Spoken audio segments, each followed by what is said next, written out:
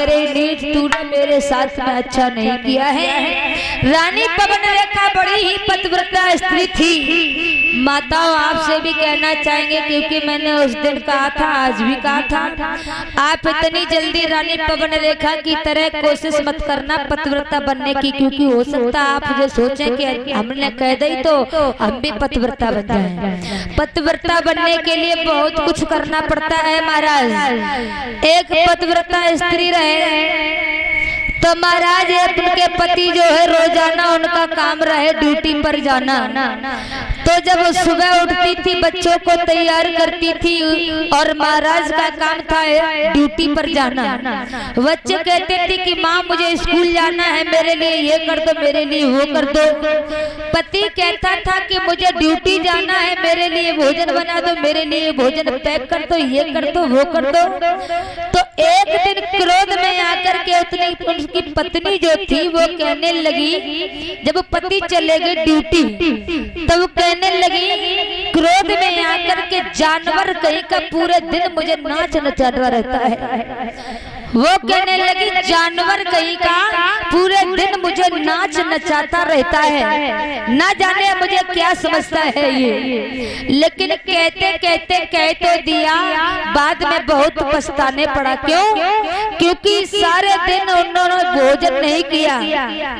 जब भोजन नहीं किया, शाम के समय पति लौट करके आए। जब लौट करके आए तो भोजन नहीं किया, पानी नहीं पिया, दरवाजे पर बैठी बैठी रो रही थी। पति जब आए तो उन्होंने कहा कि आप रो रही हैं, रोने का कारण क्या है, क्यों रो रही हो? रो करके कहने लगी कि हे महाराज, मैं वैसे तो बहुत पतिव्रता स्त्री हूँ, आपकी सेवा करती हूँ, लेकिन आप जब सुबह जल्दी जल्दी कहते हो तो मुझे तुम्हारे जाने के बाद में बहुत गुस्सा आई। गुस्से में आकर के मैंने आपसे जानवर बोल दिया है, जानवर। पति कहने लगे जानवर बोल दिया तो इसमें क्या गलत किया है? पत्नी कहने लगी मैंने आपसे जानवर कहा, लेकिन इसमें कोई गलत नहीं किया है, क्योंकि जानवर जानवर होते हैं, आप तो इंसान है, भला मैंने कोई अच्छा कार्य थोड़ा ही नहीं किया है। पति महाराज कहने लगे सुनो हमारी बात, हमारी तुम्हारी शादी हुई थी? बोले हाँ। पंडित जी आए थे? बोले हाँ। जवाब दिया कि जब फेरे पड़े थे? बोले हाँ।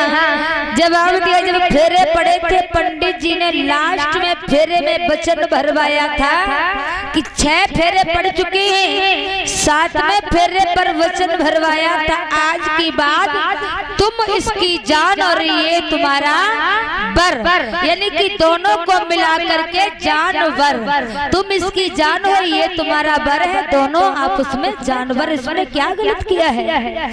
परीक्षित महाराज आजकल मैंने देखा है मुर्दा जो है शमशान में जलाया जाता है। मुर्दा कहाँ पर जलाया जाता है? शमशान में, न कि घर में। मुर्दा शमशान में जलाया जाता है। मैंने आज तक इस कलयुग में अपनी आंखों से देखा है कि हमारे भाई बंधु अपने जिंदा लाश को शमशान बना लेते हैं। मेरे भाई बंधु आज की नई पीढ़ी जो है जिंदा लाश को शमशान बना लेते हैं।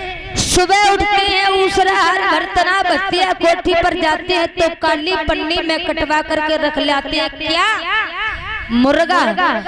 आप बताइए काली पन्नी में मुर्गा कटवा करके लाते हैं, वो मरा है या जीवित? मरा हुआ है। काली पन्नी में लेकर के जब आते हैं घर में नमक मिर्च मसाला डाल करके बनाते हैं, बनाने के बाद में रोटी से खाते हैं तो मरा हुआ मुर्गा कहाँ गया है? हमारे शरीर में गया है।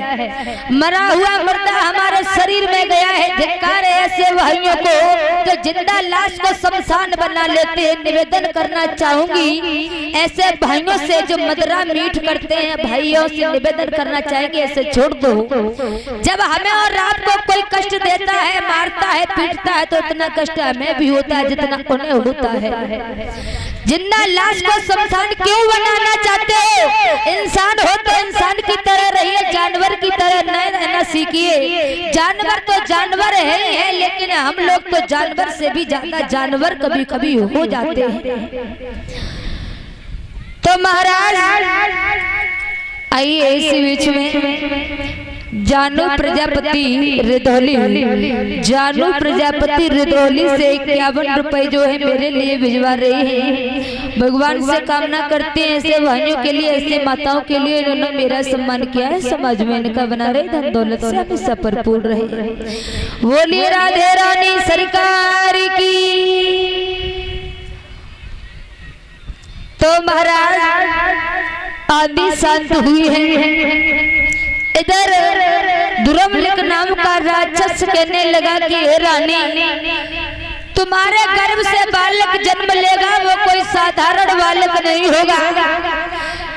वो बालक जन्म लेगा तो महाराज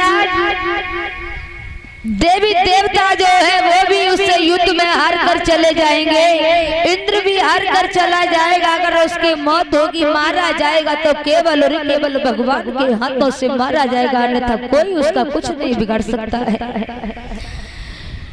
आज इतना कहने के बाद जो है वो पापी जो है नीच चला जाता है। इधर सखियां जो है पास मरा जाती हैं।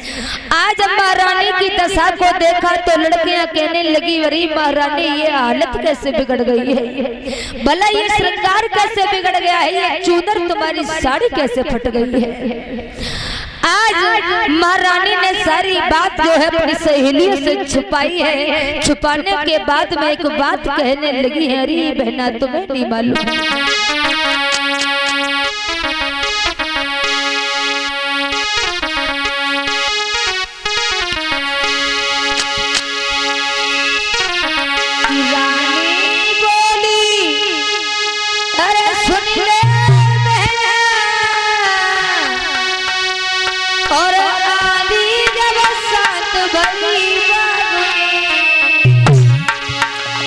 और आकर के बंदर ने श्रृंगार ये साड़ी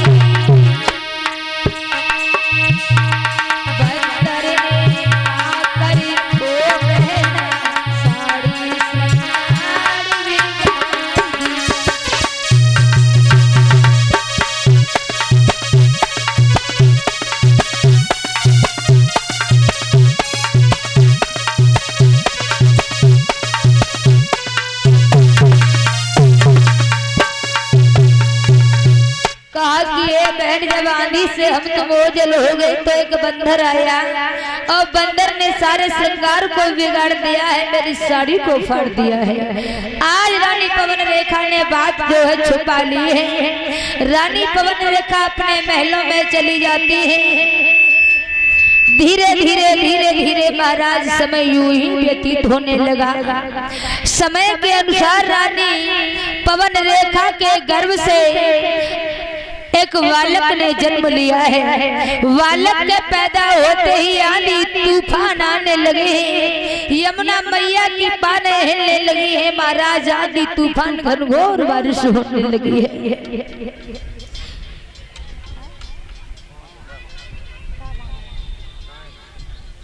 तो महाराज धीरे धीरे जब उस बालक का नामकरण संस्कार करवाया गया तो उस बालक का नाम कंस रखा गया है। कंस कंस के पैदा होते ही आंधी तूफान आने लगे हैं। धीरे धीरे कंस जो है कुछ बड़े होने लगे। जब ये कंस जो है विवाह का योग हुआ तो महाराज जरासंध की दो बेटियां थी, अस्ति और प्राप्ति। महाराज जरासंध ने अपनी बेटियों का विवाह जो है अस्ति और प्राप्ति का कंस के साथ में किया है। इधर कंस ने हर जगह ऐलान कर दिया है कि मेरे सिवा योद्धा कोई हो नहीं सकता है। अगर कोई पूजा पाठ करेगा तो केवल और केवल मेरी करेगा, मेरी। अगर मेरे सिवा किसी दूसरे की पूजा की सदैव उसे मौत दी जाएगी। मंदिरों को खसवाने लगा, संतों को ले जाकर के उनके मस्तकों को फोड़ने लगा है। महाराज आज सभी को बहुत परेशान वो कंस कर रहा है। कंस जब परेशान करता है तो महाराज उग्रसेन के पास में शिकायत पर शिकायत आ रही है। उग्रसेन ने पास में बुलाया है, कहा कि अरे बेटा कंस, अरे प्रदीप कुमार पाल भैया रंगला मानसिंह से और बॉबी पाल रुदौली से दोनों लोग की तरफ से 201 रुपए हमारे लिए भिजवा रहे हैं। आइए 2 लाइन में सभी बोलिए। बैठ गया बच्चे, छोटे छोटे सभी बैठ गए। जो घूम रहे हैं भैया सभी को बैठा लो, सभी बच्चों को बैठा लो जो घूम रहे हैं। पानी सभी के पास में आएगा।